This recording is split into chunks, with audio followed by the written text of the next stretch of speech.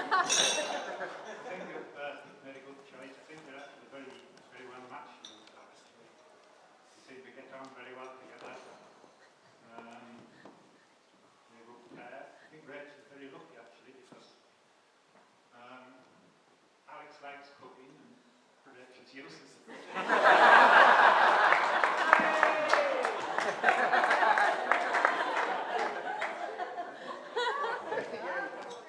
Alex likes gardening.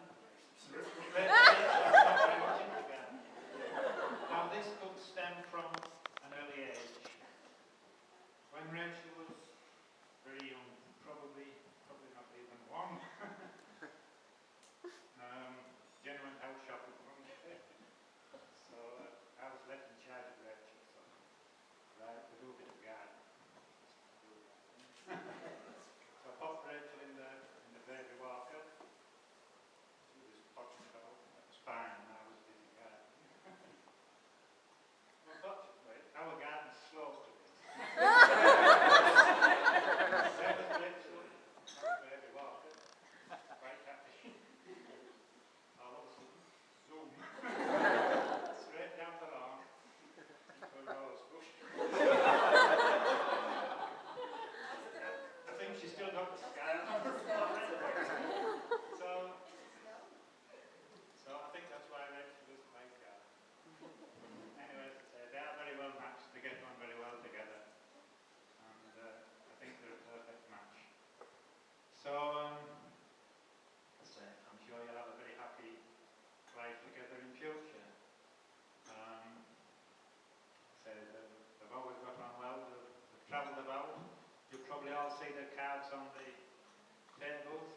Each one has a different name on, the place name, and these are all the places that they've travelled through the years. A lot of them in Australia, Canada, all over the place. So they're certainly well travelled.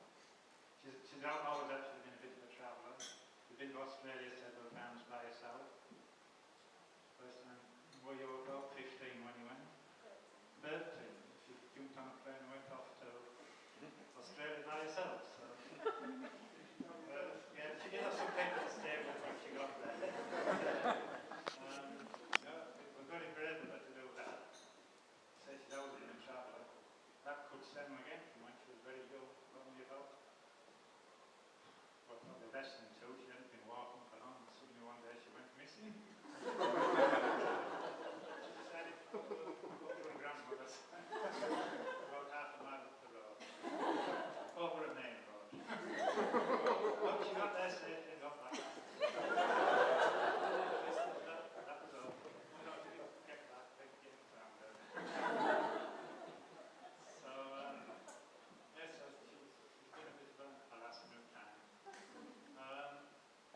She's always been a bit of a town, which isn't it all? I suppose myself and Jen are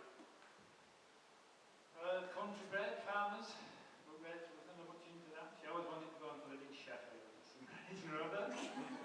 So that's where she finished up. She's always been a big sports fan as well, and a big Sheffield United supporter. We have a lot of people here from Sheffield today, so I think they're all talking to each other. Well, from what I've gleaned so far, there's several Sheffield Wednesday supporters, several Sheffield United supporters. At least they're both playing in the same division next year. We'll see which one comes out on top. As I say, Rachel's always been very much into sport. At school she played netball and hockey for the schools. She was a good netball player. She used to score most of the goals. Again, I don't really understand, but apparently only 2 people are allowed to shoot at goal. Rachel was one of them. She used to get most of the goals. But she's always liked her sport. She wants to, you'd think she might be a sports reporter.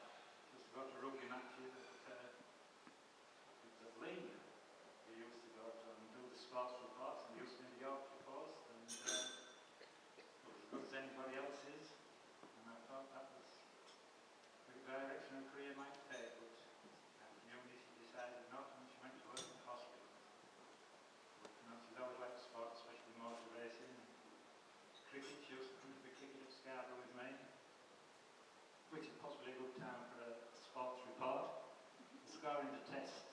got 470 some players 74. declared. Latest 200 not out.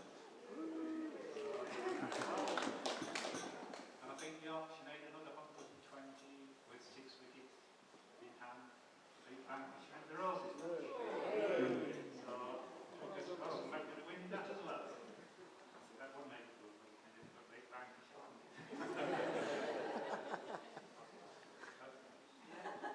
So,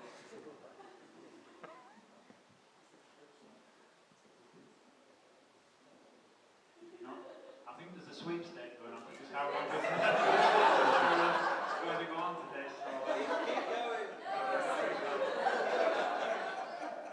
there's quite a bit of money in this, so perhaps we have to think of something else to say. But I know the best, Alex and both the best men are very keen to be getting up on their feet and saying their bit. So, must be something else I was going to say.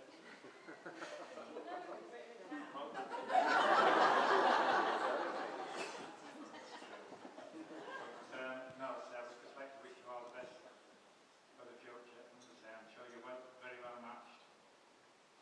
Wish you a long and happy life together. So I'll like you all to stand, raise your glasses for a close for I'll use it as a prop. Alex and Rachel.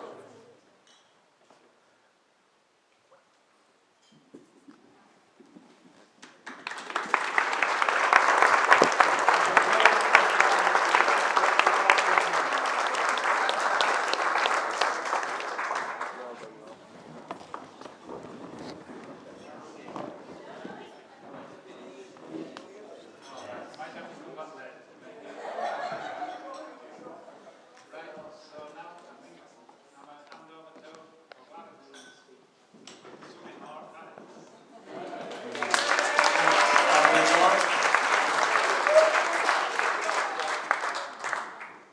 Unlike Rob, who's obviously natural at speaking, public speaking, I have got some notes. Obviously, I'm not used to this kind of thing. I mean, I've got married before. Well, like I say, I've got some notes, and I think my role in all this is, well, apart from the obvious, is to thank a lot of people, and obviously, first and foremost, I've got to thank the new Mrs. Hodgson.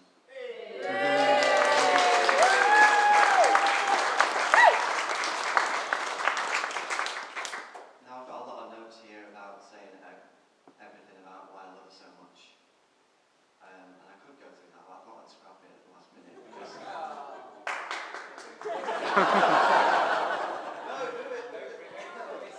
I think there was a sort of physical demonstration of that when we were taking our vows earlier on. When I looked into her eyes and we were saying the words that we were talking about, how much we loved each other, we're going to spend the rest of our lives together. I was choking on it because of the emotion of the moment. And it's still with me a little bit now. And last night I was out with some of my friends from uni. Gareth said, just make sure, one thing in your speech, talk about how much you love your wife. Which I could do with words, but I think those actions said it better than anything else. I can say it with words as well. I mean, it's like Rob said, 12 years, it's a long time when you say it like that. And it just doesn't seem like it at all. We have just as much fun today as we ever have, don't we? And it's every day waking up like we've begun our relationship again. Waking up and going to bed with someone as amazing as Rachel. We love each other so much. We have so much fun together. You couldn't ask for anything more, really. So anyway, enough of that. I'll move on. With the next people I want to thank you, basically all of you guys. I mean, it looks like there's about 2,000 people in there. That's just my nerves. But I mean, the main thanks is to everyone for coming, because obviously it's a Friday, and it's not always that easy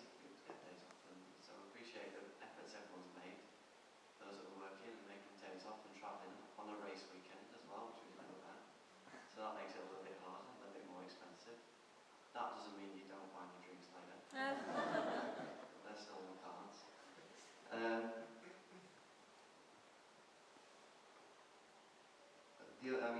One thing I want to mention as well, I don't know if you've got some cards on the tables.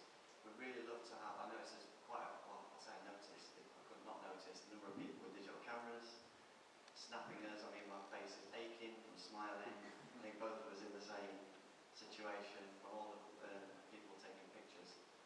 It'd be really nice if we could get pictures as well, and so that you could share with other people, and people could go and see each other's pictures.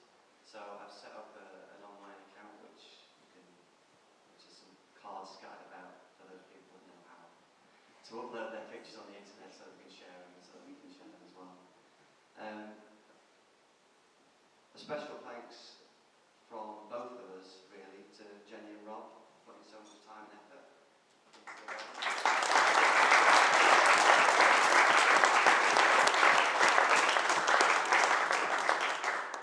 Jenny especially has put an enormous amount of effort into this, and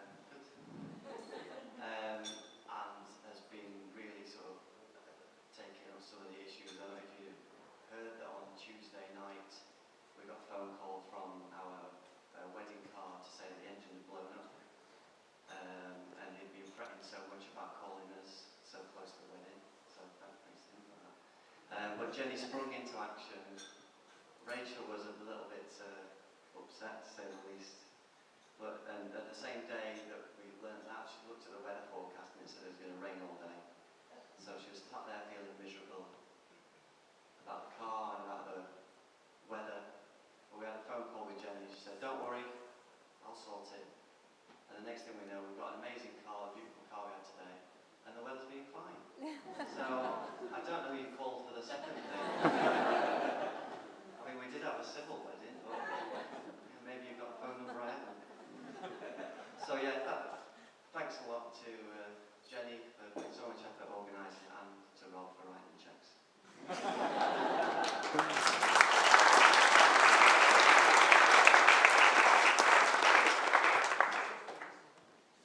It was really nice of Rob to say that I've been in the family for 12 years, because I have been around a while, haven't I? And I've never felt unwelcome at any point, right from the sort of off. Not just Jenny and Rob welcoming into their home and into their family, but all the extended family, friends and everyone. It's become, like today's, cementing the fact that I've got a whole new set of family as well as the rest of the family I've already got. So doubled up, amazing. So thanks from the bottom of my heart as well to all the people making me feel so welcome. And I'd like to thank my parents, for as mum and dad, for welcoming Rachel into our family. I think it's fair to say that my mum and Rachel get on like a house on fire. They're very similar. That's a whole Freudian area. Let's forget about that. So thanks to them too. And especially thanks to mum and dad, because they've been gracious enough to help us pay for what I've heard is called a mini move to Scotland. Our real honeymoon is going to be later in the year, but on Sunday we're driving to Scotland for 4 nights. And so thank you to both of them for giving us that gift.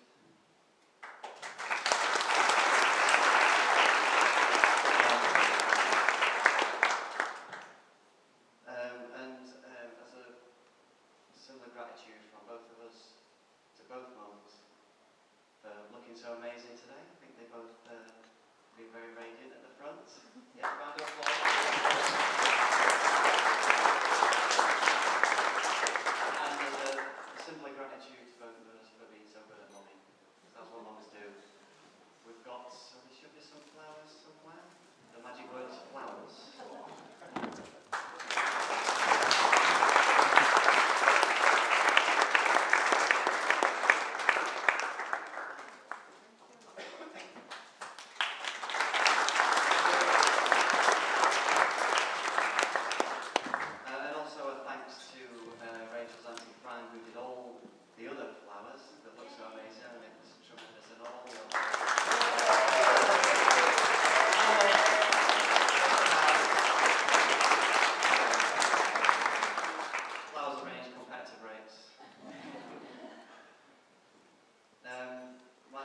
also must go to Jo, the beautiful bridesmaid.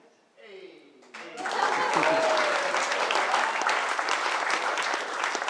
Amazing dress. It is quite unusual to only have one bridesmaid, but Jo's not only been eating for two recently, she's pregnant by the way, that's it. She's also been bridesmaiding for two. She's been a tremendous support to Rachel, and also to both of us throughout this, and I presume to Alan as well. And a great thanks from both of us from bottom of our heart. So I'd like to toast Jo. She did also make these wonderful shortbreads that are on the table. So either raise a glass or raise a shortbread. To Jo, the bridesmaid.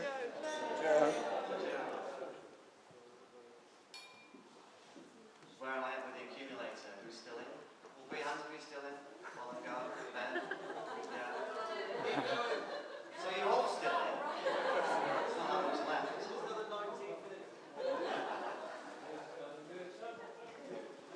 I don't know if I should have this out actually at the end of the speech, but I'd like to see them squirm. I've done all the thanking I need to do. I'll reiterate all the thanks to them. Thanks to everyone for coming. We made effort to get here. I've had a brilliant day so far. I'm sure Rachel has too. She looks absolutely amazing. I'm so proud of Sponge. Just before I hand over to the best men's, there's two of them, one at each end. I've got a little gift for them as well that I'd like to pass on.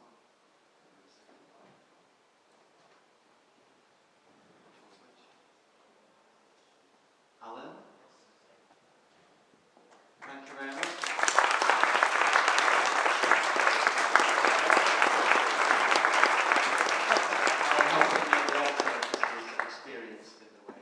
I don't mean by that he's like 5 weddings. And James.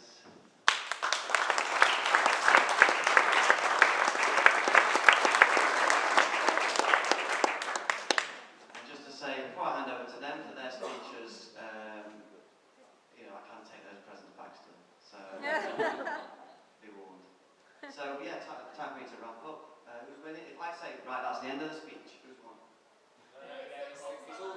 Oh, right. Right, okay. I'll pass over to James.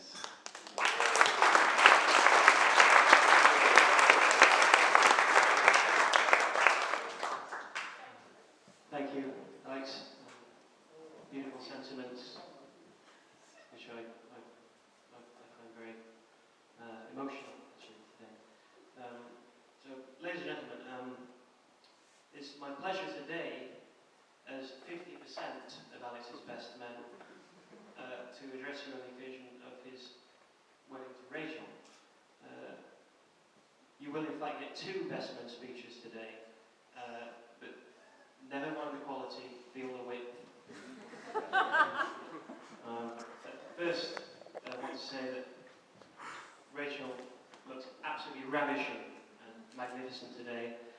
I want to congratulate both of them on what has been a splendid occasion, one I'll never forget. And I think I'd like to applaud.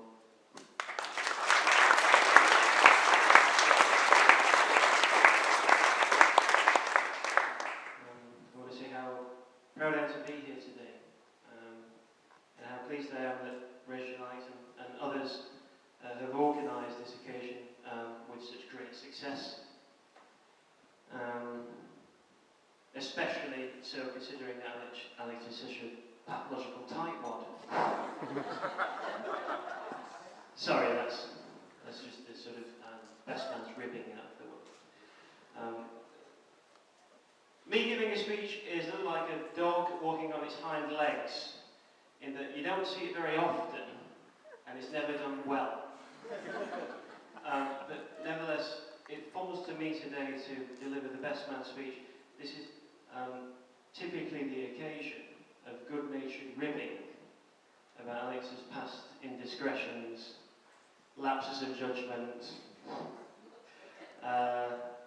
the aim of which being that poor Rachel ends up wondering just what kind of man she's married. But this is not the way that Mrs. Hudson raised her son to behave. So in order to deal directly with this point, and in the interest of nailing these ghosts to their coffins so that we can all move on. I'm not going to haul you over the coals. But I have prepared a compendium of all the illicit activities you've been up to your entire life.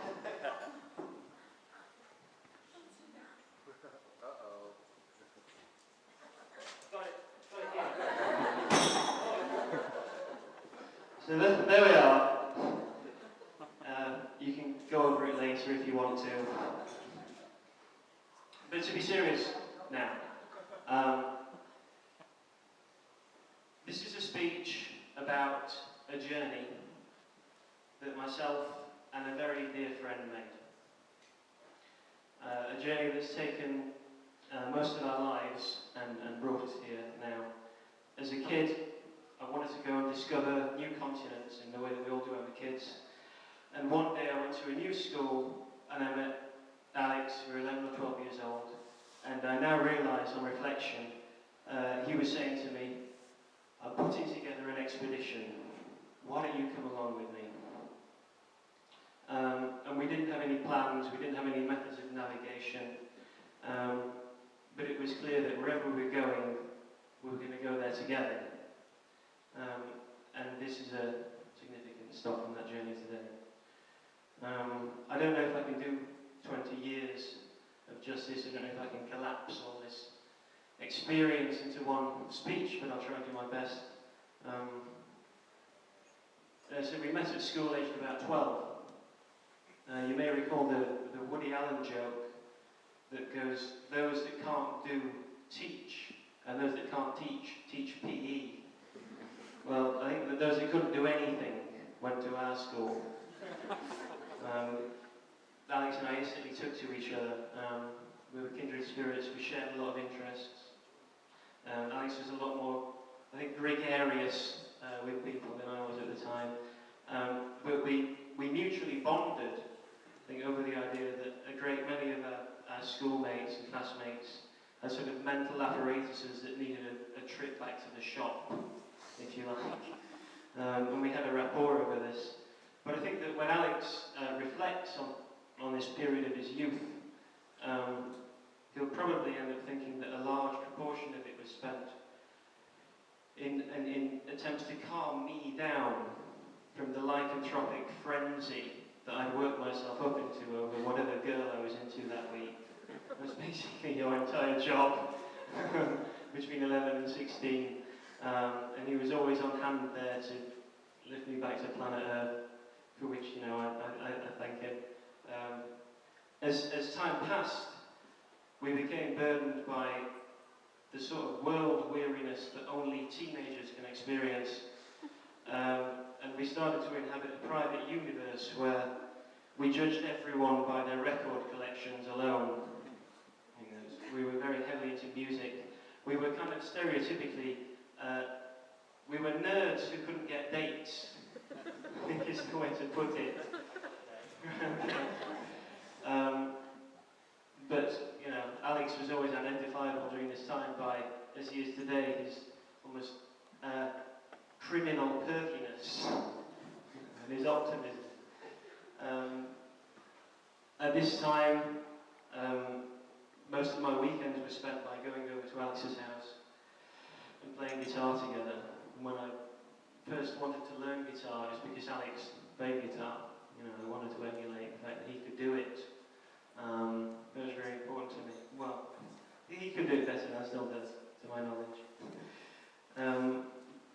But some kind of pattern developed where I would sort of go around to his house at the weekends, be let in, walk into the lounge, smack my head on the lampshade in his parents' lounge, which is very low.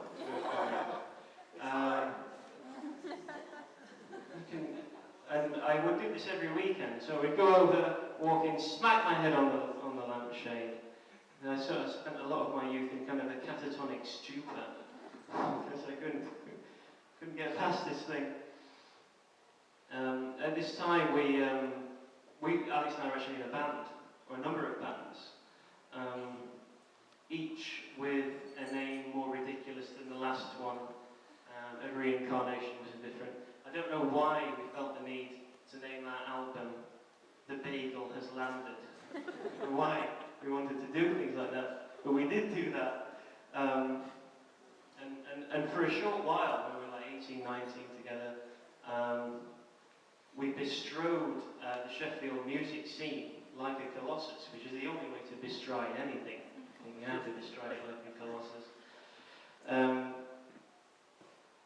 We felt that we had the music scene held, gripped in our iron but tiny fists.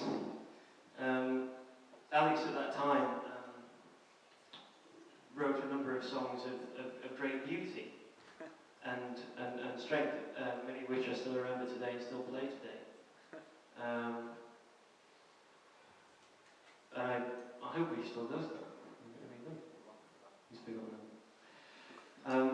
But when we went to university, we kind of went our separate ways. I went to Manchester, Alex went to York. I know that Alex wrote his dissertation on the history of temperance and alcohol abstinence, a subject which couldn't be further from his heart. Presumably it was some kind of know your enemy thing, what was happening there. And at the time while I was in Manchester, I was still very much a dateless nerd. I was still part of what I thought this duo of dateless nerds. When news reached me that we were no longer dateless nerds plural, but I was a dateless nerd singular, in actual fact that Alex had met Rachel. And that was, as has been said, 12 years ago. But it was the beginning on another stop of the journey that finds us here today. So when we finished university, we ended up back in Sheffield, we restarted the band. We actually wrote a sitcom. Alex told me about a sitcom that he wanted to write, which was called Office Rocker. Which is, if you think about it, it's quite clever, because it's off his rocker, but it's office rocker. So it's set, we're led to believe, in an office, and there was some kind of white-collar worker who was haunted by the ghosts of Freddie Mercury, Jimi Hendrix, and Mark Bolan from T-Rex in the stock cupboard. It gives you an idea of sort of Alex's comedic genius. That still needs to be written, maybe one day, well, who knows? I think Alex is possibly the most naturally witty man I've ever met. And he is kind of a comedy genius. He's a comedy genius in the sense that it's sort of 99% perspiration. I'm actually going to stop shortly and leave the account of Alex's roaring 20s to Alan. But just to close, I'll say a couple of words about Alex, the Alex I know, and about what Rachel has to look forward to spending the rest of her life with. Anyone who knows Alex will be aware that he's not exactly crippled by self-doubt. On the contrary, or as Joan Collins would say, au contraire, he is what I euphemistically describe as a natural talker. But I think this is very rare because his approach to interaction is very democratic. And you will find that he is the same with everyone that he meets, which I think is a rare gift. A lot of us kind of automatically defer to people, which Alex would never do. He always wants to meet everyone on their own level. That's always something that I think comes naturally to him, but it's something that I've always admired. The other thing that I have to say that I most admire in Alex is that he has this kind of elementary purity, if I could get a little bit serious, which is, it's a difficult quality to describe. Partly it is the fact that he is very optimistic. Partly I think he has this quality of, I'm not using it in a pejorative sense, but it is a kind of innocence, I think.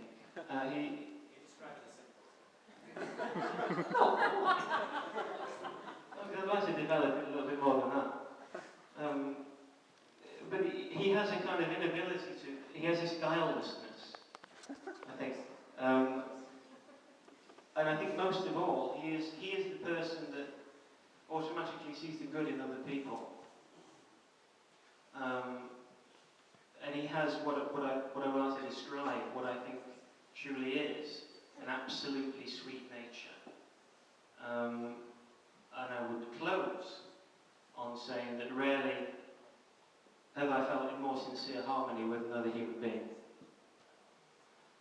I would like to cheat a little and make two toasts if I'm allowed. I would like to make one toast to the happy couple and one toast to the bridesmaid. But I'll begin with the married couple if I may. So if you'd like to take your glasses, I'd like to say only, let it never become the wife and I, but let it always remain Alex and Rachel.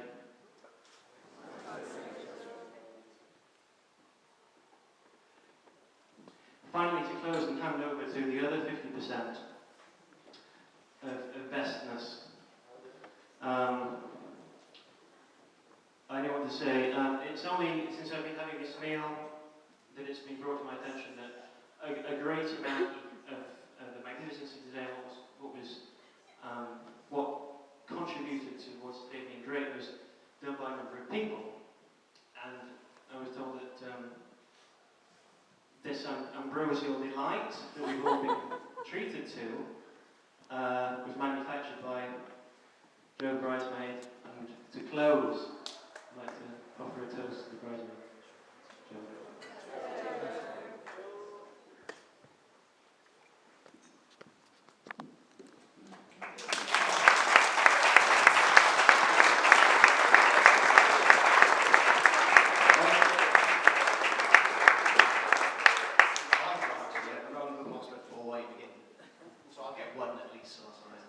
Thank you very much, James. That was very interesting and it was good. Well done.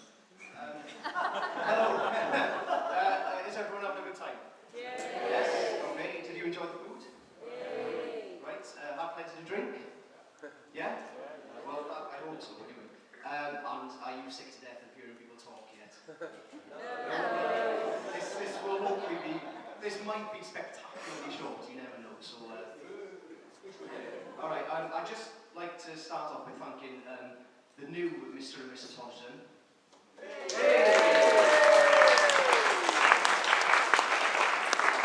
like to thank them for basically inviting us all here today to celebrate this occasion with them. It's been fantastic so far. I'm especially looking forward to seeing Alex doing some disco slides later. Rachel, you look absolutely gorgeous, to be honest. It's very nice to see you in a dress, actually. I was half expecting you to get married in jeans, t-shirt, and you woolly Prague hat. Yeah, I think I'm quite proud of that. Alex, you scrub up rather well too. For those of you that don't know, Alex went and had his beard professionally trimmed this week. Those of you near the back might not actually be able to see his beard. But it is there, trust me. He's hardly bright blessed, but he's tried it. I would congratulate you both on how much effort you put into organising this wedding. But I know for a fact that Alex has probably had as much input into this wedding as I had into my own, which is sod all. And I'll vouch that Alex probably wanted to get involved, but was politely told to get lost. That's what happened to me. From personal experience, whenever I came up with a suggestion, it was greeted with scorn and, disgust, basically. And that's from my wife, my future wife and my mother-in-law. I ended up just sitting quietly in the corner with Joe's dad, just nodding and agreeing with everything they said. He'd already learned to keep his mouth shut, a little bit behind him. At this point, Alex is the only one who's basically not been toasted today. So if everyone would like to raise their glasses, and I'd very much like to toast Mr. Alex Hodgson for being a thoroughly cracking champ. So Alex. Right. I'd also like to thank both sets of parents for all their hard work and effort they put in. I'm not actually talking about the wedding here though, I'm raising these two in particular. From Alex's battle with cheese addiction as a young man, to Rachel's constant whinging about being too cold. To be fair, if Rachel was on fire, she'd probably still ask Alex to get her a jump. And that is the truth. I think both sets of parents have actually done a cracking job in raising two fantastic people. So well done to all four of you.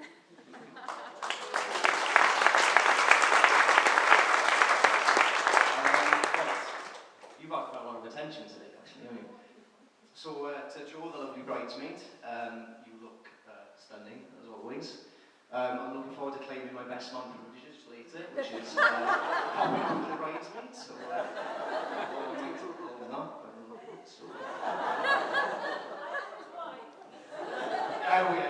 we are married as well. I'm sure Alex and Rachel will join me in thanking Jo for all the hard work that she's put in helping with today's wedding. On a personal note, I'd like to apologise to Rachel for causing a slight panic by impregnating the bridesmaids after the dress had been chosen and bought. To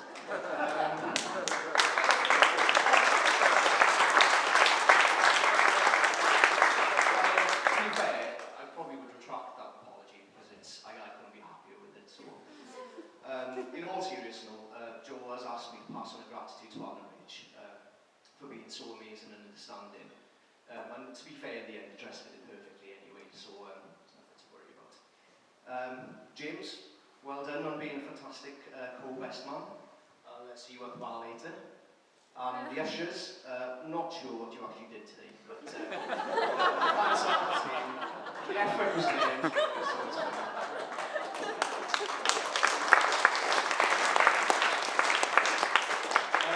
Now, Alex is a very careful man and a very serious man in very many respects, which also translates to him being quite a boring man as well. And I think that's harsh, really. You're not boring, sorry, I'll tell you what you are. I didn't really have any kind of crazy, fantastical stories to kind of spill to you today. So I actually decided to look Alex's birth date up on the internet just to see what momentous events are happening on the same day as you were born. It turns out nothing happened. Literally nothing happened. Honestly, nothing. Right? Yeah, bear with me. Right, the only thing of note was the day after your birthday, British Steel laid off 11,000 workers. That was it. I'm not sure if you had anything to do with that. It's a little bit racist, I think, but that's fine. I did notice though you share a birthday with Dennis Waterman, Alan Prost, which I thought was quite good, Bill Bailey, Billy Zane, I don't know if that counts though really, Jessica Clement, she's the bird of Real Hustle, she's a celebrity I think, Leighton Hewitt, tennis player, Germany's famous decorated Waffen SS war hero Albert Klett, he's dead though. Charles V, the Holy Roman Emperor, and Dennis Law. So, well done. They've all basically achieved a lot more than you have. I'm sure you'll catch them up. Maybe not Albert Klett, but the rest, I'm sure you'll be there. As I said, unfortunately, nothing much seems to have happened on Alex's birthday. I did check though, and the nurses on the ward where Alex was born still refer to that day as Ugly Sunday. I've known both Alex and Rachel for around 12 years now. I think it's fair to say it took them both a bit of time to warm to me. I met Alex through Gareth Morgan. They both just started University of York, both studying history. Not having anything better to do at the time, I would save a bit of money, then once a month we'd go to York for a bit of a session.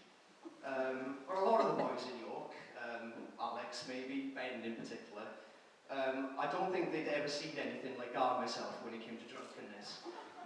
Not so much Rob, who I'm sure was bottle fed Newcastle Brown Ale as soon as he came up with a boom. You nearly sick this morning, weren't you, Rob? Good times. It was around about this time that some of the boys started dating what were, in my eyes, school children.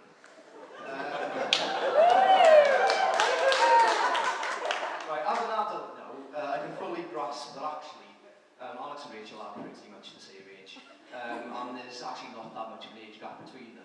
Now, at the time, I couldn't quite get my head around why first-year university students were dating the cast of Grange Hill. Now, I have to apologise to Rachel and the girls for that period. To them, I was a hairy, drunken whirlwind of destruction, who turned up once a month, wasn't very pleasant to them, made their boyfriends do ridiculously stupid, drunken things. Honestly, most of that time, I wasn't being deliberately mean. I just couldn't really string a sentence together, so apologies for that. So, on behalf of myself, I would like to apologise to Rachel and all the girls from back then. I say sorry for Thank you.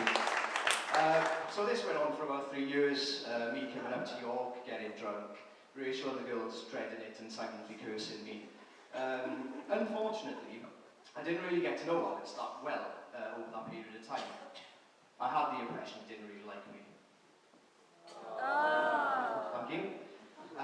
So after the York boys graduated in 2001, I didn't really see Alex for another 2 years. It was only when myself and Joe moved to Sheffield in 2003 that we really got to know each other. Alex called me one day out of the blue and asked me if I fancied meeting for a pint. So we met in the Huntsman pub in the middle of town, and there a wonderful friendship was born. He's since been a good friend to both myself and Joe. We played squash together, we go to the cinema together. This is me and Alex now, not as a foursome. We've got an allotment together. We've even been known to go for romantic meals, just the two of us. It has been suggested that it's actually myself and Alex that should be getting married this weekend. I do have to apologise though, I am already taken.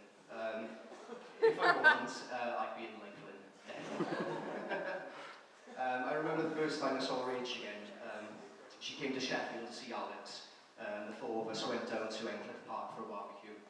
I can tell that she was a bit wary of me, but luckily my wife was tamed to the wild beast. And Rach saw a different side to me. I now consider Rach to be one of my closest friends. I would do anything for her, and I hope she feels the same way.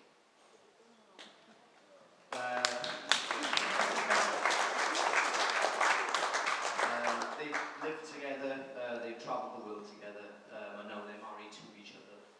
I can honestly say, without a shadow of a doubt, you two are meant for each other. I was going to end this with some hilarious, cheesy anecdotes on married life, but instead I'll end with this. Marriage has been the best thing that's ever happened to me, and I've no doubt it will be the same for you. So, one last time, I'd like to raise a glass to Mr. and Mrs. Watson, and wish you all the best in the future. Take care. Right, let's get drunk. Thank you.